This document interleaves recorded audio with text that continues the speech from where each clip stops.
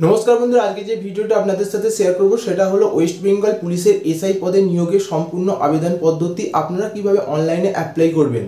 তো চলুন ভিডিওটা দেখে নেওয়া যাক। প্রথমে ক্রোম ব্রাউজারটা ওপেন করে WBP অ্যাপ্লাই লিখে সার্চ করবে। তারপরে ওয়েস্ট বেঙ্গল পুলিশ গভর্নমেন্টের অফিসিয়াল ওয়েবসাইটটায় ক্লিক করবে। ক্লিক করার পরে এরকম একটা ইন্টারফেস শো হবে। তারপরে থার্ড যে অপশানটা আছে, থার্ড অপশানটায় গিয়ে গেট ডিটেলসে ক্লিক করবে। গেট ডিটেলসে ক্লিক করার পরে এরকম আবার একটা নতুন ইন্টারফেস শো হবে। সেকেন্ড অপশানটায় গিয়ে গেট ডিটেলসে ক্লিক করবে। গেট ডিটেলসে ক্লিক করার পরে আবার নতুন একটা ইন্টারফেস শো হবে। শো হবার পর সেকেন্ড যে অপশানটা আছে সেই সেকেন্ড অপশানটায় ক্লিক করতে হবে। তার কারণ আমরা ওয়েস্ট বেঙ্গল পুলিশের সাব ইন্সপেক্টর পদের জন্য আবেদন করছি, তাই আমাদেরকে সেই সেকেন্ড অপশানটায় ক্লিক করতে হবে। ক্লিক করার পরে আবার একটা নতুন ইন্টারফেস শো হবে। তারপর আমাদেরকে অ্যাপ্লাই নাও অপশানটায় ক্লিক করতে হবে। অ্যাপ্লাই নাও অপশানটায় ক্লিক করার পরে ইউজার নেম পাসওয়ার্ড দিয়ে লগ ইন অপশানে ক্লিক করতে হবে। লগ ইন অপশানে ক্লিক করার পরে নতুন একটা পপ আপ শো হবে, সেখানে ওকে করে দেবে, তারপর ইয়েস করে দেবে। তাদেরই এই অপশানটা আসবে যারা এর আগে কলকাতা পুলিশ বা ওয়েস্ট বেঙ্গল পুলিশের কনস্টেবল পদের জন্য আবেদন করেছিলে, তাদের জন্যই এই অপশানটা আসবে। তারা যেই পাসওয়ার্ড ইউজার নেম দিয়ে লগ ইন করেছিলে সেই ইউজার নেম পাসওয়ার্ড দিয়ে লগ ইন করলে তাদেরই এই ইয়েস অপশানটা আসবে। তারপরে কি করতে হবে, তারপরে যারা ওয়েস্ট বেঙ্গল পুলিশের কনস্টেবলের জন্য আবেদন করেছিলে, তারপরে কলকাতা পুলিশের কনস্টেবলের জন্য আবেদন করেছিলে, তারা যে ডিটেলসগুলো দিয়েছিলে সেই ডিটেলসগুলো অটোমেটিক্যালি ফিল হয়ে যাবে। এবার যারা নতুন ফিল আপ করছে তারা কী করবে, যারা নতুন ফিল আপ করছে তারা প্রথমে স্টেট, পার্মানেন্ট স্টেটগুলো চুজ করে নেবে। চুজ করে নেওয়ার পরে জেন্ডারটা চুজ করে নেবে। জেন্ডারটা চুজ করে নেওয়ার পরে তারপর পোস্ট অপশান অ্যান্ড প্রিফারেন্সে গিয়ে পোস্টটা চুজ করে নেবে। সাব ইন্সপেক্টর এবি না সাব ইন্সপেক্টর ইউবি না বুথ, যে কোনো তিনটের মধ্যে একটা চুজ করে নেবে।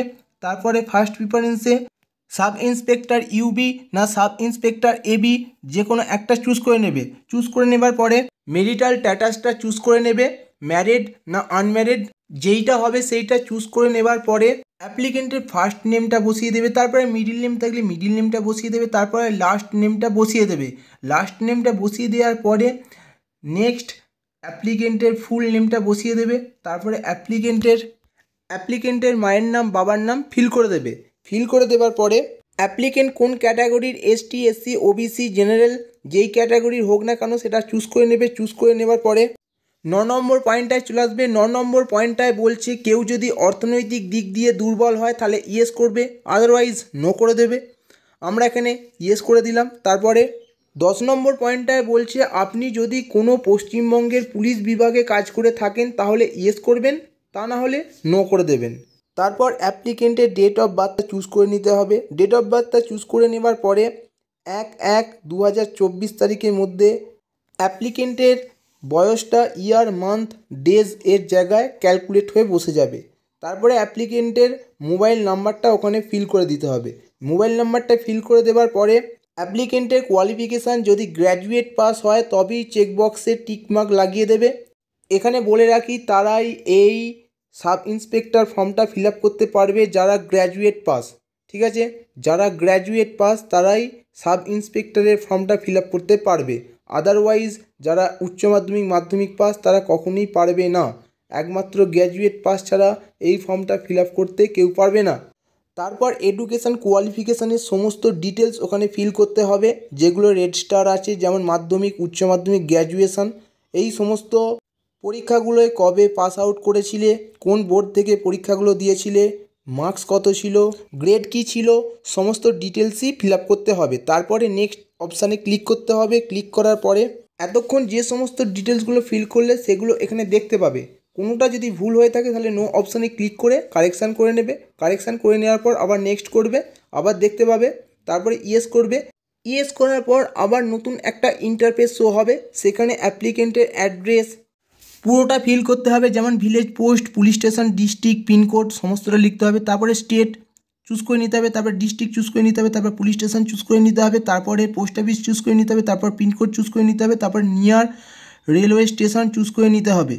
তারপর অ্যাপ্লিকেন্টের অ্যাড্রেস যদি সেম হয় তাহলে চেকবক্সে টিক চিহ্ন লাগিয়ে দিতে হবে, যদি ডিফারেন্ট হয় তাহলে ডিফারেন্ট অ্যাড্রেস ওখানে ফিল করে দিতে হবে। ফিল করে দেওয়ার পরে 19-এর এ নম্বর পয়েন্টটা অ্যাপ্লিকেন্টকে অবশ্যই বাংলা ভাষা লিখতে পড়তে এবং বলতে জানতে হবে।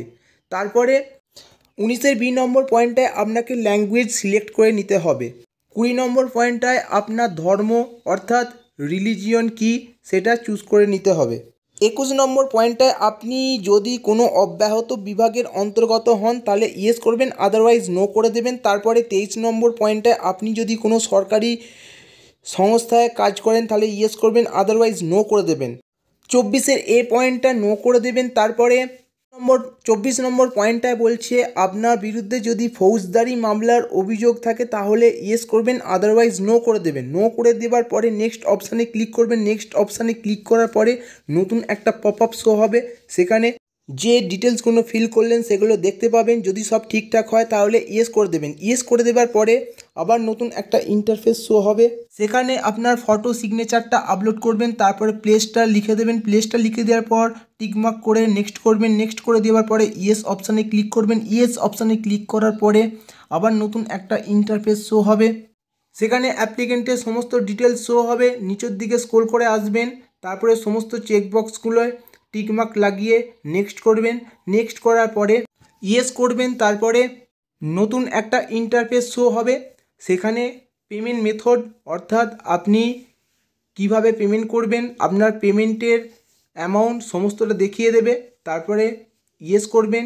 ইয়েস করার পরে বিল ডেস্কে ক্লিক করবেন, প্রসিড অপশানে ক্লিক করবেন। প্রসিড অপশানে ক্লিক করার পর নতুন একটা ইন্টারফেস শো হবে, আপনি কিভাবে পেমেন্ট করবেন, UPI ID, net banking, QR code, wallets, যেখান থেকে আপনি পেমেন্ট করতে চান সেখানে ক্লিক করবেন। তারপরে মেক পেমেন্টসে ক্লিক করবেন। মেক পেমেন্টসে ক্লিক করার পরে এরকম একটা ইন্টারফেস শো হবে, প্রসিড অপশানে ক্লিক করবেন।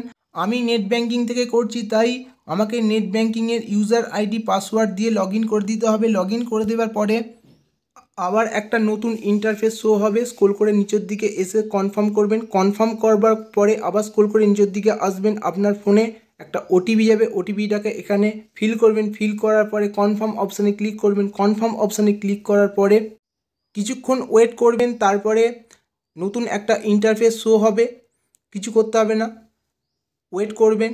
আবার নতুন একটা ইন্টারফেস শো হবে, শো হবার পরে ওখানে 4 3 2 1 লেখা আসবে।